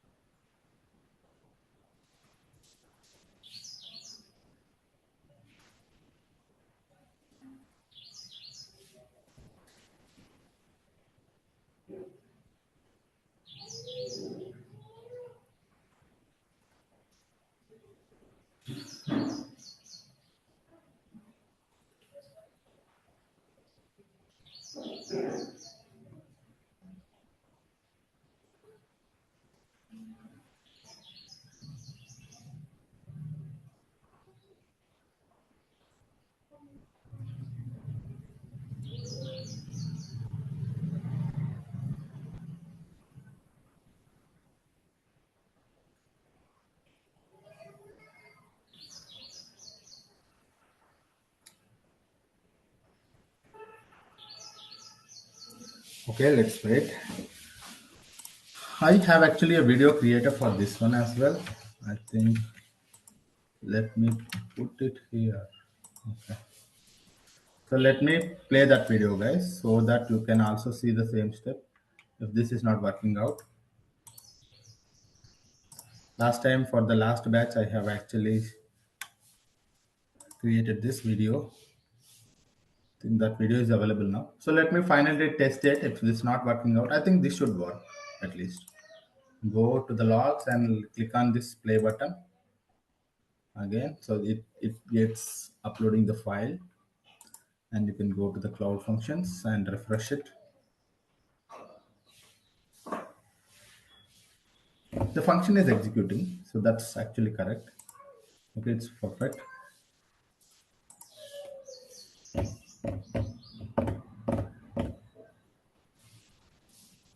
It's executing, and the location this time it took as, where is the location? Okay, again I'm not sure, guys. Again it is taking a location as US East 1 only, US Central 1 only. Not sure why to have to change the location every time. It is again it is failed for the resources issue. Starter work pool issue, again the same problem. Is it something that can we provide the location here? Okay, so let me try to add location is equal to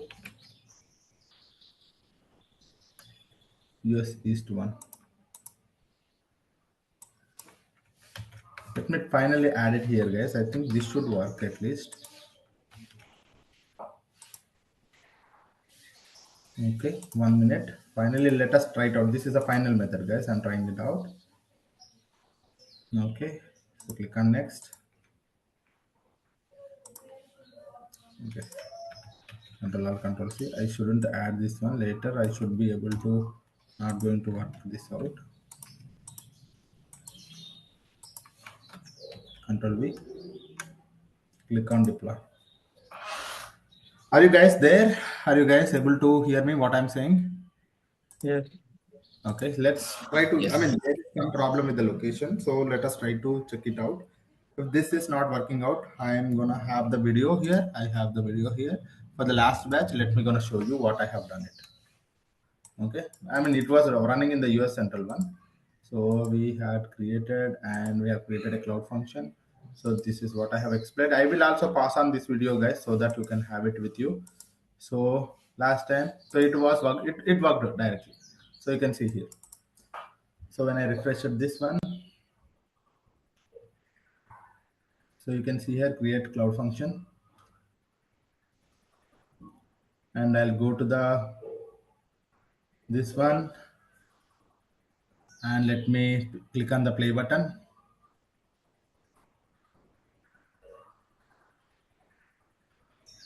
So here we do not have anything. So let me go to the Airflow job, and let me click on the play button.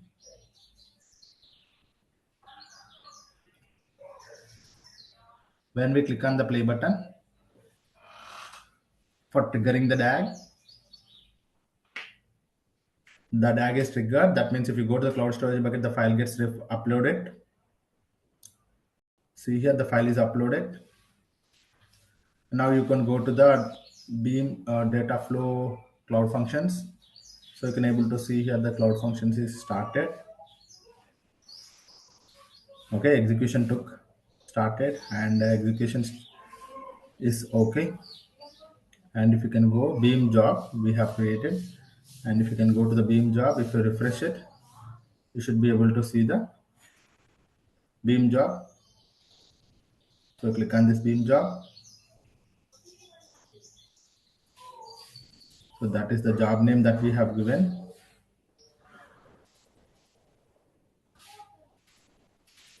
Click on the Beam job.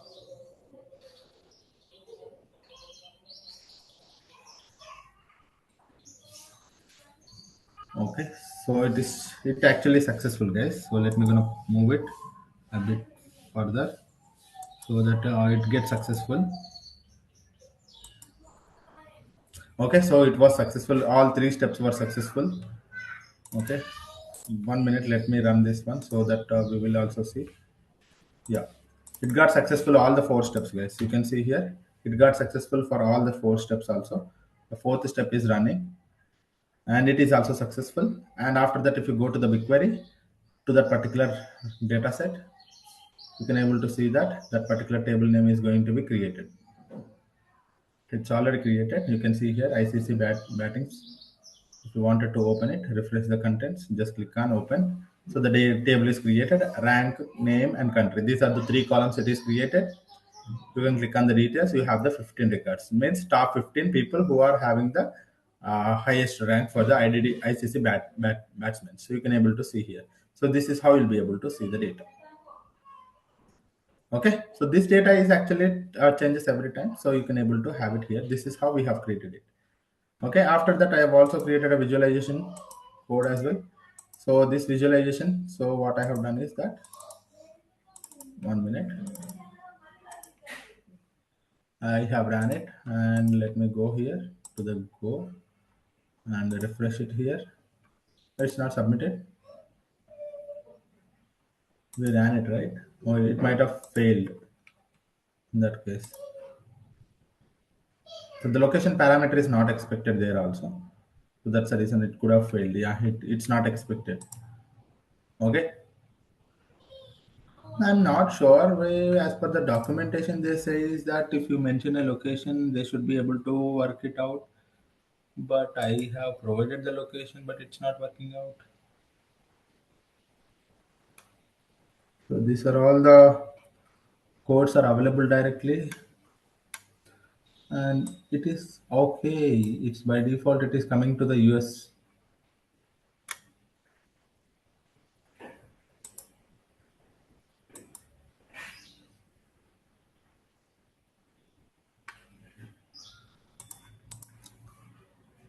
Data flow templates.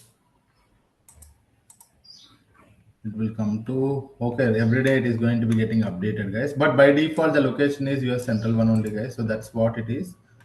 So you can use these templates where every day they are going to be updating it. But anyway, let me gonna show you guys the video so that you'll be able to understand it. So what I have done is that the table is created. We have seen. You can look at it here.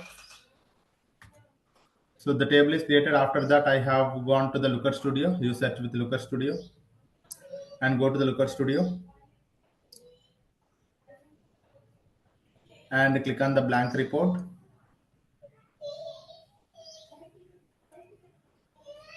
And this is how the blank report opens. So we need to connect it to the data source. Our data source is BigQuery. Click on the BigQuery, select the project for the BigQuery. So our project is test project. Search that, and you can able to select the. And this is your project ID, and this is your raw data set, and this is your table name. So you have to select the details there only. So I've selected this one, and data set is raw data set, and the table name is ICCOD. Click on add. Okay, once you click on add, so that particular data set will be connected to here, and you can able to see the data also already. So this is how the data is there. We need to create the dashboard. That's it. That is not our that is not as a data engineer's role, but to give you some idea, this is how the people are going to do it. You guys can look at it. So I'm adding few columns. I'm adding some rank, and I'm doing some kind of activities here and there, so that you can able to see the data properly. So rank and name. Here we have it. If you want to add one more dimension, country also, you can add it here like this, so that I'm increasing the size. Okay, so all of these activities I'm doing, and after that I'm gonna change the color so that it looks good. So this is how I'm adding the heading ICC ODI rankings, and I'm adding the country details for the filter. I'm adding this country details for the filter. Okay, for the filter, and I'm also adding the pie chart. So whenever you set for the filter, the data is automatically updated. So that is what I'm adding the bar chart also, pie chart also. You are adding the pie chart for the same data. The pie chart is already created. So this is how the data looks like. So everything is here. Now, if you wanted to change, if you select any kind of a country, automatically for those country people, you will be able to see it. Okay, for India, you can able to see the data directly. So that is how the dashboards they are going to create it. Okay, so if you wanted to change the theme of the dashboard, now you can change the theme also. Okay, so that is how I have changed the theme also here, guys. So this is how we have come to a final dashboard. So this is how dashboard looks like. So whenever that data is updated, so this is how the dashboard looks like, guys. If you wanted to use this dashboard also, you can able to use it. So this is how it looks like. This data gets updated whenever that pipeline is running, whenever the pipeline is changing from the API. If the data is in the API, it is changing, your dashboard also automatically changes. Okay, so that is how it works. Okay, if you wanted to see the ICCMN ranking, so this is the dashboard, guys. Last time I have created. Okay, so the data set was not there. It's because the data set was deleted, so that's the reason you are not able to see it. Okay, so this is how. Hope you got the idea, right? So I'm going to pass on this video as well. That is in my local system. I will pass on this video as well so that you guys can check it out. Okay, any questions, sir? How you share this video, sir? Through WhatsApp? No, I will put it in the link here only. Okay, so I will put it in the bootcamp only. So I will add the data proc, data flow, airflow, cloud functions, and this end-to-end project details. Okay, for the end-to-end project details, I will add it now itself. Let me add it now itself. Okay, here we are now. So for the data proc, okay, for the data proc, what we have done, we have created an end-to-end pipeline. I think for the data proc, so I'm going to add these lab sessions, guys. You can actually go for it. So here, this is the one we have seen last time. So I'm going to add this entire lab sessions. You can actually go for the data proc. What is data proc and lab sessions I'm adding? Okay, so I'm going to put it here. So what is data proc and lab sessions? So these lab sessions, I'm going to put it here inside. So if you double click on it, you will be able to open everything. Okay. If you double click on it, you will be able to open everything. If you just double click on it, the code will open. Okay. So that is how I'll remove this one. I have added the codes here only. So you guys can go. This is data proc. And similarly for the data flow. So I think for the data flow, I have told you the template method, right? So I think I'll add this one as well as this template method. And so that you guys can come here and add it. Okay, so you have here data flow. Let me rename the data flow. Okay, so you have the template method here also. And similarly for the airflow, try to add it for the why is that? Okay, yeah, I think I'll add the airflow also. And I have created the level 1 DAG for you. And I'll go here to this one and I'm going to add it here. So level 1 DAG is also there. And end-to-end pipeline, final one. So that end-to-end pipeline is also here. So here, this is, you can put it in your interview. Okay, yeah. So this is here. So for this one, what I will do, let me put this link in the drive. Okay, in my drive, let me try to upload this link in the drive and I will try to paste it here. Okay. My drive. Okay. 1 minute. So I have it here, end-to-end pipeline project data flow. So I will add the link here, guys. Okay. 1 minute, it is getting uploaded. So you have all the information. Okay. BigQuery, data proc, data flow, template method, composer, level 1 DAG, end-to-end project. So this is how it is. I think cloud functions also I will try to add. Cloud function also I will try to add. I think I told you the cloud function one. Okay. Yeah. So this is how it is. Where is this is our thing. So let me add. Yeah, it's uploaded. Okay, end-to-end pipeline. Let me provide the access to all the people, anyone with the link. Copy the link. I'm going to paste the link here, sir. Okay, the link is here. You guys can go and I'm going to sync it up. Okay, when I sync it up, automatically everything, you guys, whenever you open the notebook, you'll be able to see the updated data. It gets synced, okay? I think it is syncing. So for the data engineer bootcamp, it is syncing. So it will take like 5 minutes. After that, you'll be able to access the data. Okay. Yes, guys, this is it. If you guys have any questions, you can ask me. So we have successfully completed our the boot camp. So I think even more than the boot camp I have covered here, because this is the first time we had conducted this boot camp. So there was a miscommunication. So that usually it shouldn't take more than 10 days. Usually only for 7 days of classes only I will usually take for the boot camp. But Ashok has promised that he will be teaching it for 1 month. So that's the reason. Hardly I think more than 15 days we have taught for this particular 15 more than 15 hours we have covered. So you guys go and try to have a look at my notes and try to understand few more things if you are missed it. We covered Google Cloud Storage, Cloud SQL, BigQuery, Dataproc, Dataflow, Airflow, Cloud Functions, and Project also. And the basic GCP basics, locations, interfaces, and IAM and admin also. Everything is covered, guys. Okay. Yeah. This is it, guys, from my end. Thank Any you, sir. questions? Yeah. Where we can find notes, sir? I think I pasted the notes link in the chat. If not, if I can also provide you the link again. And please share interview question and answers, sir. Document any. For the interview questions, I will try to paste it here, guys. So usually I do not have a list of questions, but I somewhere might have it. I will try to share it. Okay. Yeah. Okay, guys. So this is it. So this notebook gets synced. Okay. I'm going to copy this link. Okay. So the link is already opening. 1 minute. The link is not available for all the people. Sir, any questions we have like while practicing, can we ask in the group, the WhatsApp group? You can ask. That's fine. You can ask. Yeah. Thank you. So, sir, I have one question. Yes, please. So actually, sir, you have said that that will get updated on the live score. So how the live score get updated on ClickBuzz API? They are also using the same infrastructure or some? No. That's they have their own data sources, right? Someone might have updated, right? So they have their own In data that sources. also same thing is happening, right? Upload data and then go to sync. Someone will be there. Someone will manually insert the data. Okay. Okay, so from that it will get uploaded to ClickBuzz API, and from that it will show on the app. So what happens is that there can be a multiple tables will be there at the back end, like for a table, like for bank batsman table, and runs table will be there, as well as the ODI table will be there, tester table will be there, such that so they write some query, and when they write some query, it gets the top 15 records. Okay, so that's your data source. Yeah. Link is there in WhatsApp group, sir. Thank you.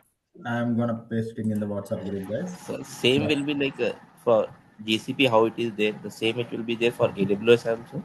Everything for everything. If you let one cloud, everything is same, sir. Pasted the link in the chat. Have a great day, guys. So let me show it here if it is opening or not. I think it should open. Yeah, it's opening. You guys can have it. Yeah, it's opening, sir. Thank you. Okay, guys. It is still syncing. Thank you. Okay. After that, it will update it. Okay, guys. Thank you all. Have a great day. Thank you so much. Thank you so much, sir. Thank you, Yeah, sir. thank you. Bye. Yeah. Bye-bye. Good day. Good day, guys. Thank you.